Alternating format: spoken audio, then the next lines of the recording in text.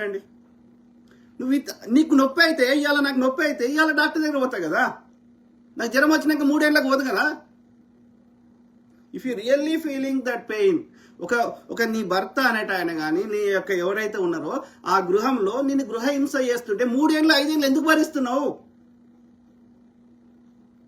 నాకైతే ఆకలేదు అన్నం తింటా, 3 ఏళ్ళ తర్వాత తిన్నా నేను. అర్థమైందా?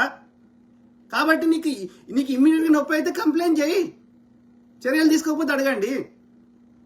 అట్లా చేయరు. వీళ్ళకి కూడా అదంతా ఇష్టం ఉండి వీళ్ళు కూడా వాళ్ళని కొట్టి, వాళ్ళు వీళ్ళని కొట్టి, వేరే విషయం లేదో కాన్ఫ్లిక్ట్ వచ్చి 3 ఏళ్ళ 5 ఏళ్ళ తర్వాత వాడిని చెప్తేనకపోతే వాడి మీద కేసులు పెడతామంటే అది ఫేకే కదా. ఎవడేం చేస్తాడు దానికి? కాబట్టి నీకు నిజంగా నొప్పి అయితే కంప్లైంట్ చేయి విత్ ఎవిడెన్సెస్, ఆధారాలతోటి. చర్యలు తీసుకోకపోతే అడగండి. అది ఆడ మగ లింగ భేదం లేకుండా. అవునా కాదా?